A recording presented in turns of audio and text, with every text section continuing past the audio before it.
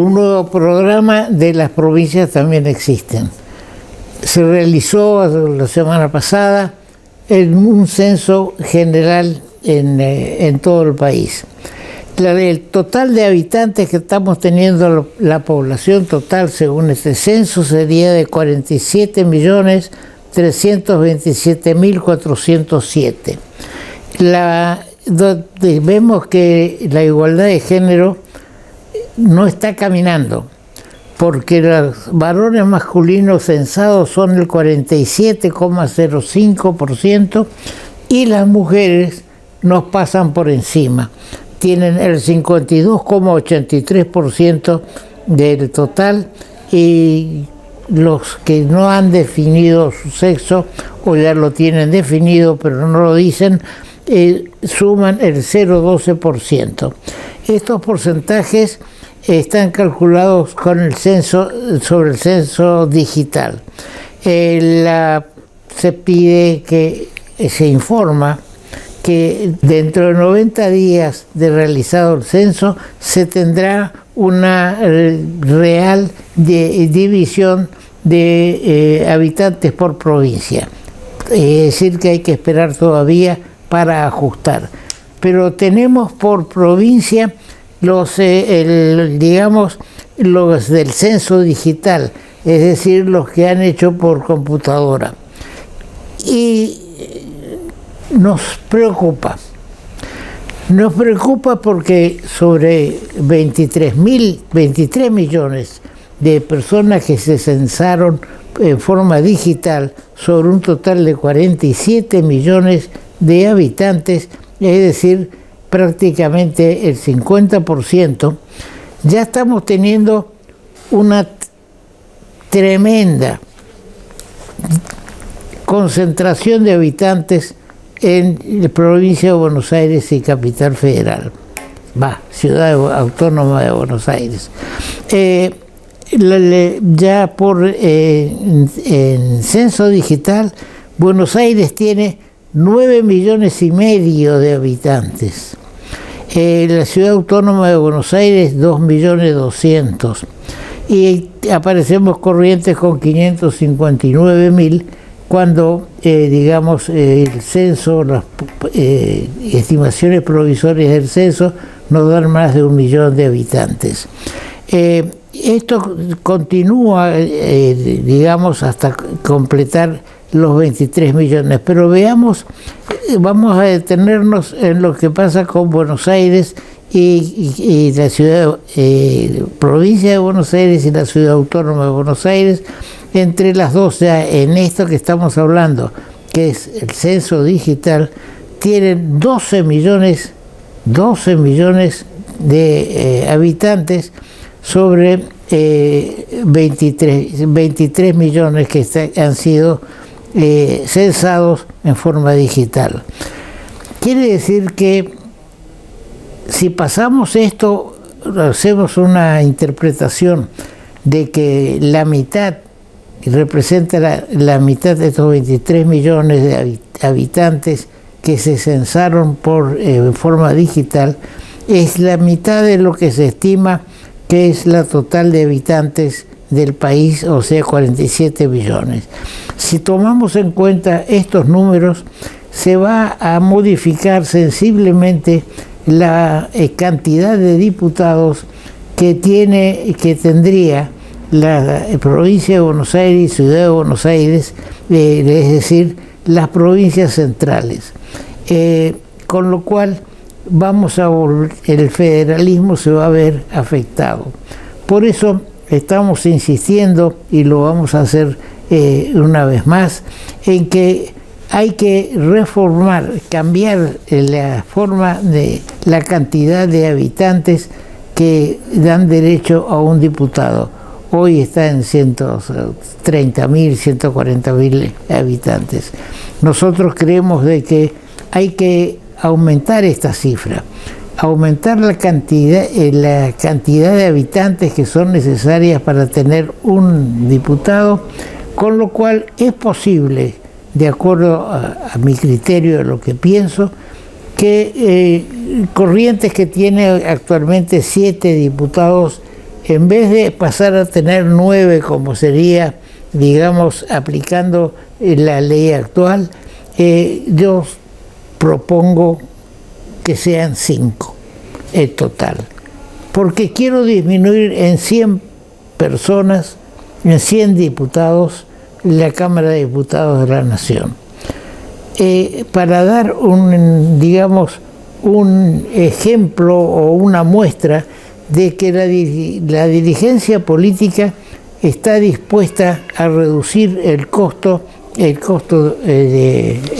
político, porque tenemos, vamos a analizar luego el corte, la cantidad, lo que cuesta el Senado de la Nación en este momento. La cantidad de senadores no puede modificarse porque está en la Constitución Nacional, que son 3, 2 por la mayoría y 1 por la minoría, lo que me parece correcto.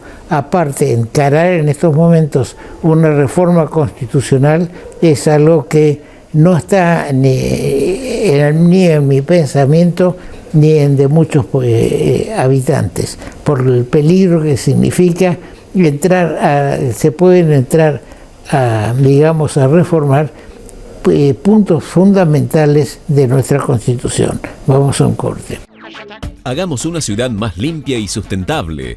Separa plásticos, papeles, cartones, metales y vidrios y llévalos a los puntos verdes para que sean reciclados. Los encontrás en las plazas Vera, Libertad y Torrent, o en los parques Mitre y Cambacuá.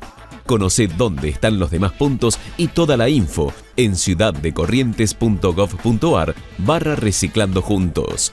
Municipalidad de Corrientes. Con las tarjetas del banco es más barato. Banco, el Banco de Corrientes. Siguiendo con lo que estábamos expresando sobre la cantidad de diputados, veamos lo que Infobae nos informa. Para 72 senadores, el Senado tiene 5.175 empleados. Y estamos hablando de 72 senadores. Si hablamos de 270 diputados, seguramente esta cifra por lo menos se va a duplicar. Y Infobae dice que el Senado gastará este año más de 23.700 millones en sueldos. La cifra incluye los salarios de los 72 senadores, que arrancan con 350.000 pesos. El gasto en personal de los bloques políticos es importante. Tomemos en cuenta esto: 72 senadores que tienen un sueldo de 350.000 pesos, me parece correcto, pero después hay una serie de gastos, de costo político, al punto de que el 64% de los empleados despedidos por ñoquis a principios de 2016 siguen en el Senado. Es decir, que ya hubo un intento de reducir el 64% los empleados en 2016, pero todavía siguen en el Senado. Hay senadores que tienen más de 30 empleados cada senador. Si esto lo trasladamos otra vez a la Cámara de Diputados, vamos a ver que no sé si llegará a 30 cada empleado, cada senador, pero arriba de 20 seguramente va a estar. Vamos a tratar se está esperando la terminación del censo para definir cuántos diputados corresponderá a cada provincia. Reitero que tenemos que tratar de reducir el costo político.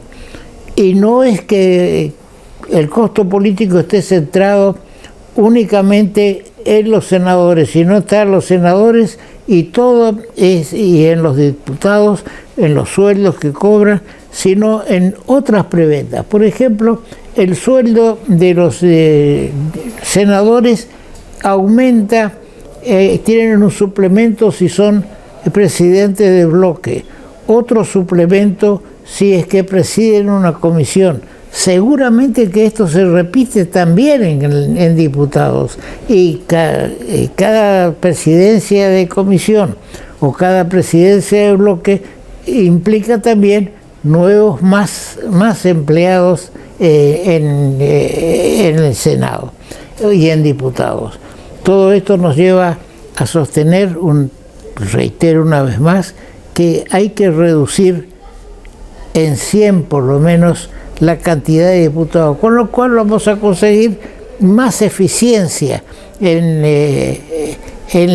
la tarea legislativa, porque al reducirse la cantidad de diputados posibles, los partidos políticos van a tener que elegir como candidatos a personas más capaces, las más capaces de cada partido, y de tal forma se reduce sensiblemente la cantidad de senadores y de diputados.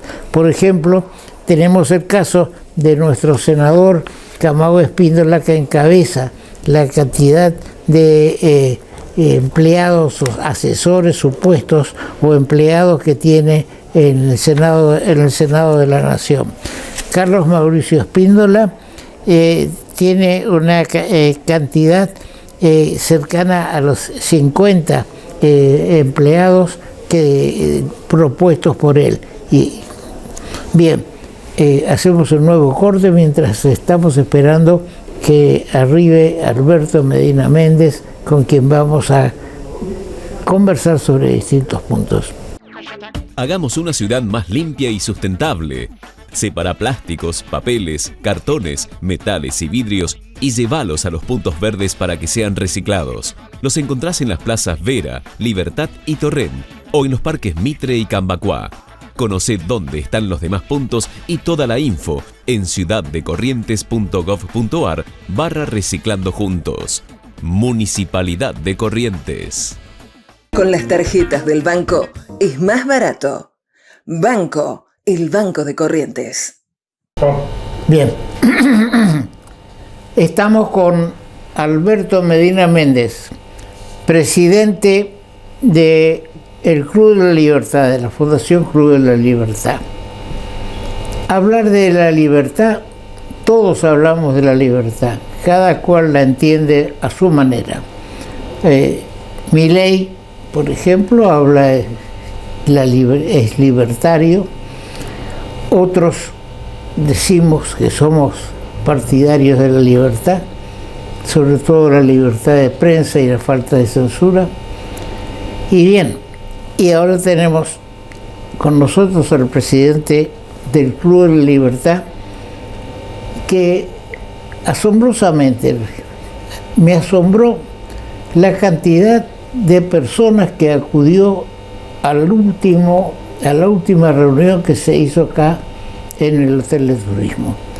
Realmente estábamos de todos los colores, todos los que pensamos que la libertad es un derecho. Pero realmente estaba el salón grande lleno y fue una reunión muy agradable, porque al ver el interés de la gente en asistir a una reunión pro libertad, siempre es muy positivo. Bienvenido, Alberto. Gracias por la invitación, doctor Gómez. Al contrario. ¿Cómo funciona el Club de la Libertad?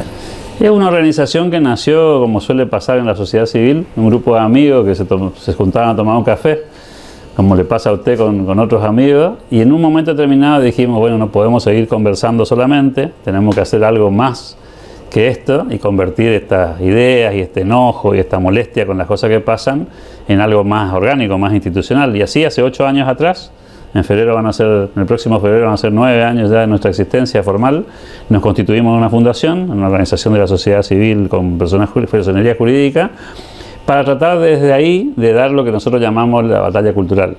Esto es, si no se cambian las ideas, difícilmente la política adopte ideas vinculadas a este pensamiento. Es decir, nosotros creemos que el mundo de las ideas también es un mercado, como pasa en el mercado de la economía en general, ¿no? Y si no hay demanda de estas ideas, no hay oferta de estas ideas. Los partidos políticos ofrecen ideas liberales cuando hay una demanda de libertad, y cuando hay una demanda de más Estado, de un Estado más presente, los partidos ofrecen más Estado, ¿no? Es decir, que no hay una fundamentación ideológica, sino que va orientándose de acuerdo a... Son cazadores de votos, ustedes lo conocen mejor que yo, los muchachos. Efectivamente, por eso hay grandes pensadores y grandes políticos como Lisandro Latorre, que terminó muriendo en la pobreza, y dejándole el reloj a su médico, y otros más. Sarmiento, por ejemplo, de Pineda. Belgrano, ¿se acuerdan? Belgrano. Bien. Estamos viendo en estos momentos a los partidos políticos en Corrientes que se están organizando. Creo que el único partido que todavía no terminó de organizarse es el Partido Justicialista. Estuvo con nosotros Tito Meissner la reunión anterior y decía, le hablábamos de la reorganización y que el Partido Justicialista, peronista, kirchnerista, el interventor es ministro nacional, no viene, no hace. Ahora, ¿no tenés la impresión de que el internismo de los partidos políticos está impidiendo gobernar y está impidiendo hacer hablamos de una política conjunta? Coincido, el problema es en Argentina, ¿no? Y no es un tema nuevo tampoco, usted lo conoce mucho mejor que yo, es que discutimos nombres de personas y no un programa de trabajo. Y Argentina necesita, lamentablemente en este momento, de un programa de gobierno, independientemente de los actores, ¿no? Hay temas que son hoy... necesitan una intervención rápida. El tema de la inflación es un caso concreto. Hoy aparece es la primera preocupación de la sociedad. El dinero no le alcanza, el dinero no le rinde, lo que entra en un hogar no es suficiente para sostener una vida razonable, y ese tema merece una atención no de un gobierno en particular, sino de una clase política que se tiene que poner de acuerdo mínimamente en cosas básicas que en el mundo se desentienden, pero que en Argentina no, que es que usted no puede gastar más de lo que tiene. Y si usted no administra su patrimonio razonablemente, termina siendo macana, porque finalmente tiene que recurrir a la deuda, y la deuda significa claramente un diferimiento del consumo, digamos, consumo presente, y lo pago después. Y eso es postergar a las próximas generaciones a acarrear lo que ya tiene Argentina, ¿no? Hoy nace un niño en Argentina endeudado. Y esa conducta, ese comportamiento, que no es patrimonio exclusivamente del peronismo, es un comportamiento que lamentablemente lo venimos acarreando hace mucho tiempo, si no se resuelve y toda la clase política no acuerda que debemos ser más razonables en el uso del dinero público, bueno, no vamos a salir del círculo vicioso de la inflación, ¿no? Claro. El tema está en que la clase política va a estar de acuerdo en que hay que sacar al país adelante. El problema es cuando se empieza a discutir, bueno, ¿y quién lo hace? No, lo hago yo, lo haces vos, y ahí estamos.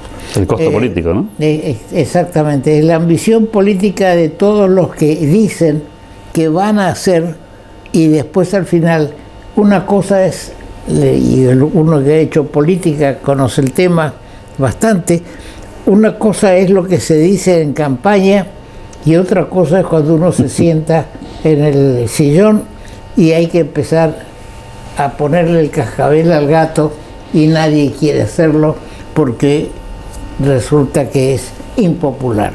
Ahora, ¿qué opinás de la reforma constitucional nacional que redujo a 4 años el mandato de 6, que era de 6 años sin reelección, y pasó a ser de 4 años con reelección, de 6 a supuestos 8 años? Y fue un retroceso claramente, ¿no? Porque además no solamente pasa en Argentina, pasa en todos los países que tienen reelección. El mecanismo de incentivo de la política hace que el primer mandato de un presidente esté concentrado en el segundo mandato. Es decir, que el que está ejerciendo el poder le pasa en Estados Unidos con Clinton, con Obama, con Trump, le pasó a Argentina en los últimos años, que el que está gobernando está muy obsesionado con volver a ser presidente y gobierna los primeros 4 años para ser reelecto. Eso genera un mecanismo de incentivos que hace que se posterguen las decisiones importantes, que no se tomen decisiones de largo plazo, porque en el corto plazo no hay que ser impopular. Y entonces pateamos para adelante, le pasó a Macri, le pasó a la misma Cristina, ¿no? O sea, este mecanismo de diferimiento hace que obviamente los incentivos estén rotos, y creo que en eso era muy sabia la Constitución del 53, ¿no? El periodo de 6 años Sí. permitía de alguna manera que el presidente pensara que lo importante era pasar a la historia, y para pasar a la historia había que hacer cosas importantes, ¿no? Porque inclusive la gente no vivía tantos años, con lo cual un presidente que tenía un mandato de 6 años y podía volver dentro de 12, no tenía muchos incentivos, y de hecho creo que salvo el caso de Julio Arroca, no hemos tenido en esa etapa previa, digamos, muchas experiencias de esa naturaleza, porque había pocos incentivos a reintentarlo, ¿sí? Sí, ahora el tema está en que un plan de gobierno, cuando estamos hablando de que hace falta un plan de gobierno para sacar a la Argentina de la situación en la que está. No hablemos de que vamos a volver a antes del 40, pero alguna salida tiene que haber. Y en 4 años no se puede hacer nada. Todos los grandes presidentes que tuvimos, desde Roca con su campaña del desierto hasta Sarmiento con su campaña educativa, digamos, fueron periodos de 6 años que permiten una cierta, digamos, el desarrollo de un plan.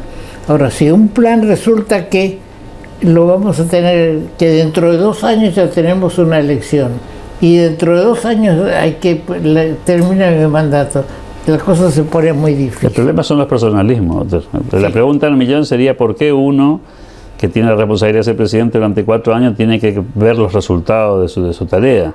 ¿Por qué uno tiene que llevarse los laureles de esa tarea? La mayoría de nuestros presidentes, de las buenas presidencias que tuvo Argentina, fueron valorizadas con el paso de los años y con la historia, no en el momento que eso sucedía, ¿no? Hay grandes presidentes, como el caso de Avellaneda, por ejemplo, que en su momento pasó probablemente inadvertido por los hombres de su tiempo, pero claro, con el paso de los años se revalorizó esa gestión, porque fue una gestión que dejó un montón de cuestiones. Lo mismo pasó con Sarmiento y con tantos otros, ¿no? Creo que el problema es la vanidad humana, que hace que el que está liderando el proceso pretenda llevarse en su tiempo los laureles de los méritos de un proceso político, cuando en realidad lo que termina generando reconocimiento público es el paso de los años, y uno cuando mira en perspectiva lo que sucedió recién dice, bueno, la verdad que aquella presidencia fue una presidencia valiosa. Pasa con el caso de Alvear también, a comienzos del siglo pasado, ¿no? Insisto, presidencias que en su momento no pasaron como un éxito absoluto, pero que sí fueron revalorizadas después. Creo que ahí hay una cuestión muy, muy humana, que tiene que ver con las vanidades personales.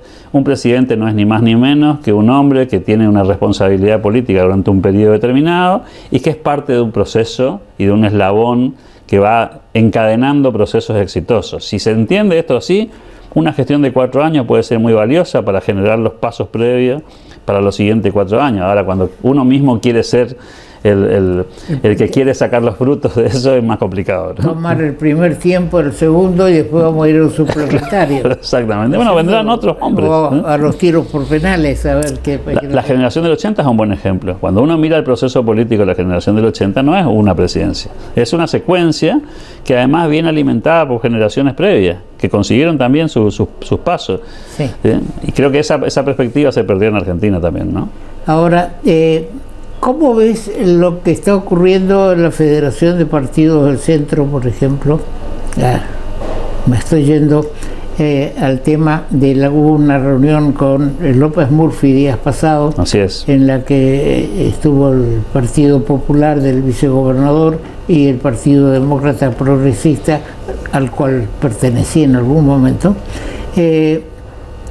No estamos quebrando, digamos, el esquema de un programa, porque el programa que pueda tener ese frente, en mi criterio, es distinto que el que tenía el radicalismo sobre distintas cosas. ¿Cómo ves eso? A ver, creo que esta alianza opositora intenta ser una alianza más amplia que la que perdió la elección en el 2019, ¿no? La llegada de Ricardo López Murphy, inclusive la misma llegada de Margarita Stolbizer a ese frente político, le da una amplitud por derecha e izquierda. A mí no me gustan esos términos, pero para que se entienda, digamos, le permite mayor amplitud a un frente político que tiene 3 actores históricos, que son la Unión Cívica Radical, el PRO y por supuesto la coalición cívica. Le da más amplitud. Bueno, hay que ver otra vez si esa amplitud se refleja en un programa en el que, claro, hay partes de ese programa que pueden estar muy influidas por las ideas liberales, otras no tanto, donde la Unión Cívica Radical tenga más peso, con sus ideas más de centro izquierda. Si se torna un programa razonable, porque Argentina a esta altura del partido no necesita ni siquiera un mega plan, necesita un plan razonable, tiene que volver a criterios de razonabilidad básicas. Nadie pretende que Argentina sea Australia ni Canadá. Pretendemos ser probablemente Uruguay o Paraguay, son países que tienen estabilidad política, estabilidad económica, reglas de juego de mediano plazo creíbles, que un gobierno no va a cambiar las reglas básicas, que es lo que pasa en estos países pequeños que nos rodean aquí, que son vecinos de Argentina, y han conseguido estar mejor que nosotros, digamos, ¿no? Inclusive con gobiernos a veces de centro izquierda, como el caso de Uruguay, ¿eh? Claro, incluso los 3 partidos las 3 naciones han pasado por dictaduras militares que fueron fructíferas. Lamentablemente la dictadura militar, en mi criterio que tuvimos acá, no alcanzó a desarrollar o dejar un esquema de gobierno o de desarrollo que pudiera ser aceptado. El caso de Chile, por ejemplo. Chile tiene un presidente recién electo que es de izquierda y ya tuvo que tomar medidas de derecha, tuvo que mandar tropas al sur. Es decir, una cosa es estar hablando retórico, y otra cosa tener la manija para ver. Bueno, ahí se terminan los discursos. Claro. Y le ha pasado también en Francia y en otros lados, y está pasando en estos momentos en Colombia. Ahora, Juntos por el Cambio tiene para mí una fuerte interna. No sé, los discursos son lindos. El hermano de Menem para mí fue aparte de la corrupción que pudo haber existido o que existió, fue un buen presidente para la Argentina. Estaba hablando de Manes. Manes chico preside la Unión Cívica Radical y dice que ellos no están en la lucha por una vicepresidencia, sino que la lucha es por la presidencia. Ahora, ahí creo que se va a armar una situación bastante pesada, porque las PASO no permiten rearmar fórmulas. Al menos todavía. Todavía no sé exactamente. Creo que habría una posibilidad de que haya una reforma en el camino, porque inclusive al peronismo le puede convenir un esquema en el que más parecido al uruguayo, ¿no? En el que usted va a la primaria y después de la primaria se pueden recomponer fórmulas, o un sistema en el que usted elija solamente los candidatos a presidente y que el candidato a presidente elija a su vice, ¿sí? Como pasa en Estados Unidos, ¿no? O sea, ahora, cuando hablaste del peronismo, te pregunto, ¿cuál peronismo? Todo ese peronismo que usted conoce con todas sus variantes. Yo no descarto que en ese frente político tengamos 4 candidatos como mínimo, ¿no? Yo no descarto que el mismo presidente de la Nación actualmente se presente, que el presidente de la Cámara de Diputados sea candidato a presidente. Nunca hay que descartarlo a Scioli. Tampoco hay que descartar a algún gobernador de provincia que sea ungido por la actual vicepresidente, que ya ha pasado, digamos. Con lo cual yo creo que ahí vamos a tener una muestra variopinta de todas las vertientes del justicialismo, que dirimirán sus matices en un proceso que hoy el sistema político argentino lo permite, para no perder este espacio de poder, porque tienen vocación de poder, y me parece que la división nunca llega finalmente a mayores, ¿no? Sí. Y eso se puede resolver ahí. ¿Crees que la vicepresidenta está en condiciones de repetir lo que hizo con Fernández, con cualquiera que sea, hasta con el mismo Fernández, indicar al presidente y que tenga el apoyo que tuvo Fernández? Ella es una mujer políticamente muy astuta, más allá que uno tenga discrepancias conceptuales sí. e ideológicas, ¿no? En el momento que hizo lo que hizo, fue una jugada brillante. Yo creo que hoy entiende que la lógica la obliga a una primaria, que una fórmula única podría ser muy peligrosa en términos de competitividad electoral y podría inclusive, ¿por qué no?, dejarlo el peronismo en un tercer lugar. Entonces, mire lo que pasó en Colombia hace muy pocas horas, ¿no? Y que pasó previamente en Perú y pasó en Chile. La polarización entre los extremos finalmente pone a la sociedad en jaque porque tiene que terminar eligiendo populismo. Creo que la actual vicepresidenta de la Nación sabe estas cuestiones, la entiende. Ella va a propender a una primaria que permita que los matices se diriman solos y buscar estructurar el poder desde ahí. Yo calculo que ella será candidata a senadora nacional para proteger sus fueros en la provincia de Buenos Aires y acompañarlo eventualmente a Kicillof en el distrito en el que no necesita una mayoría absoluta, sino una mayoría simple, y que con 30 y pico de puntos se puede volver a quedar con la gobernación, digamos. Creo que ella entiende mucho mejor que nosotros la lógica del poder, ¿no? Ella de ninguna forma puede integrar una fórmula presidencial, ya sea como vice, porque, claro, porque si pierde los fueros y entonces la cosa se complica. Eso lo habíamos analizado también con Jorge Liotti en un programa anterior. Ahora, el tema está, yo no conozco la reglamentación, la verdad, si se puede ser candidato a presidente o a vicepresidente y a senador al mismo tiempo. Acá sí se puede hacer. Yo fui candidato a vicegobernador de Navajas y primer diputado por la democracia progresista y no hubo ningún problema. Sabíamos que la gobernación era muy difícil porque era la época del colegio electoral, pero entonces uno busca, o los partidos buscan, alguna seguridad. Y en este caso Cristina va a buscar una seguridad jurídica. De impunidad jurídica.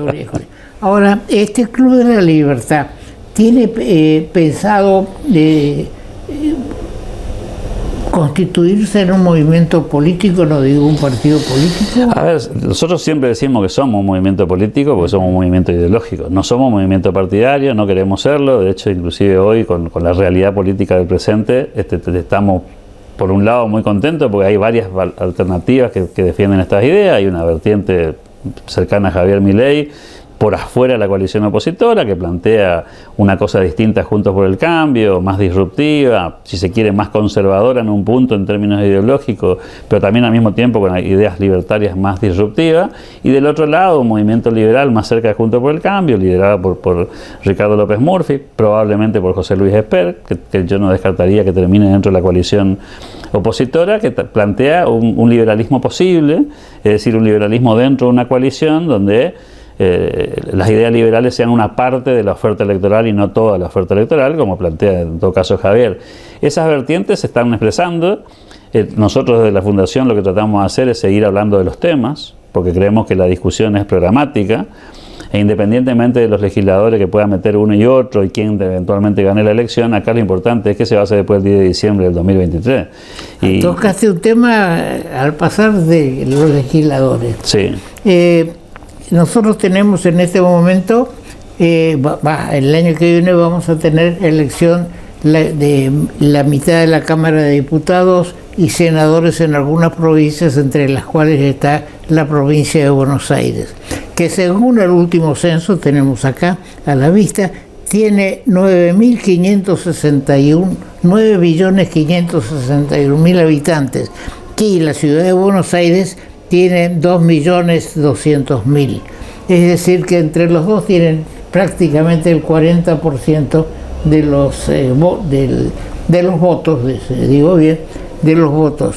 Ahora, si de aplicar el mismo criterio que estamos aplicando ahora, de un diputado por cada 166.000 habitantes, Buenos Aires, que tiene actualmente 70, va a irse prácticamente arriba de 100, y yo creo que todo eso es perjudicial, primero para el federalismo y segundo para el costo político.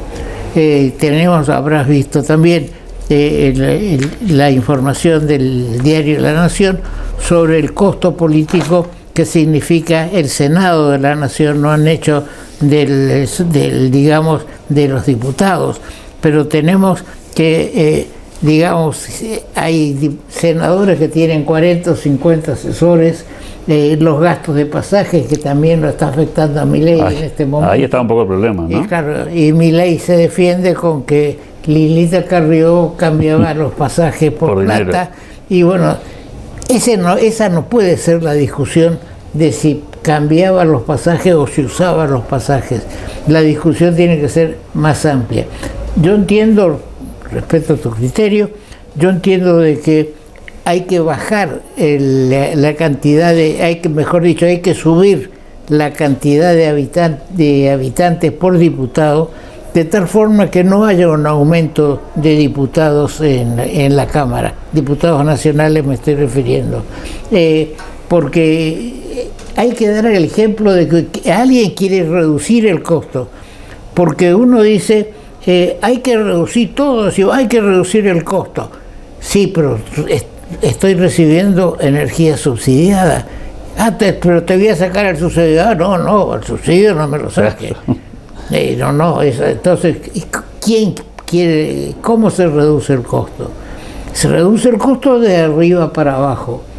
Y que yo voy a estar dispuesto, como cualquiera de los que nos están viendo, a privarme de algunas cosas si veo que de arriba también se están privando de algunas cosas para reducir el costo. El problema de la corporación ahí, doctor, es que al final ustedes dan la tecla, ¿no? El problema son los 50 asesores.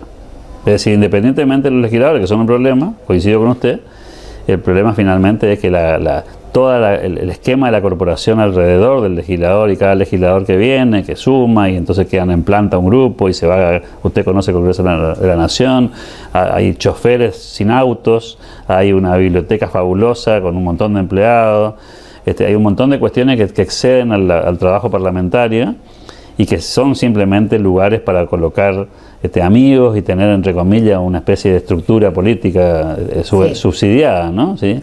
Y el riesgo que a mí me asusta un poco ahí es la participación de las minorías. Usted lo ha vivido en carne propia, digamos, ¿no? Cuando usted tiene un sistema político en corriente con 7 diputados nacionales y elige en una elección 3 y en la otra elección 4, solamente un partido que saca el 25%, el 30% de los votos tiene representación parlamentaria nacional.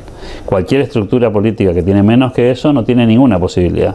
Y por lo tanto, cuando usted mira después los grandes números, resulta que un partido que tiene, como la Unión Cívica Radical, el 20% de los votos se lleva a la mitad de los legisladores, ¿sí? O el peronismo, en la misma proporción, saca el 30% de los votos, pero resulta que tiene 3 legisladores nacionales. Entonces usted dice, ¿las minorías? No, las minorías no están representadas, ¿sí? Sobre todo en las provincias chicas, ¿no? Por ahí en la provincia de Buenos Aires, usted con 70 diputados nacionales, las minorías tienen representación, pero cuando usted tiene provincias, que son la mayoría de Argentina, tienen 5 diputados, 7 diputados, 4 diputados nacionales, sí. Se hace irrelevante la participación y finalmente los que manejan el gobierno son los grandes partidos, ¿no? Claro, pero lo que pasa también, lo que me lleva a pensar de reducir la cantidad de diputados, yo hablo de 100 diputados menos de los actuales, son 257 diputados que hay hoy día. Si aplicamos el nuevo censo se va a ir a 300. Sí, sin duda.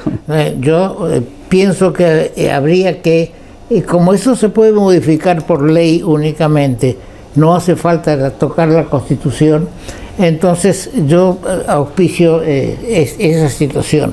Por supuesto que es muy difícil que los partidos acepten una situación de ese tipo. Los perjudica, ¿no? Porque el reparto que se hace ya en provincia de Buenos Aires, hay una fuerte discusión entre los distintos distritos que dicen, bueno, no, ahora que somos más diputados, a mí me toca más a mí que a otro, porque incluso hubo movimientos de personas para el censo, para ir jugando sobre el tema.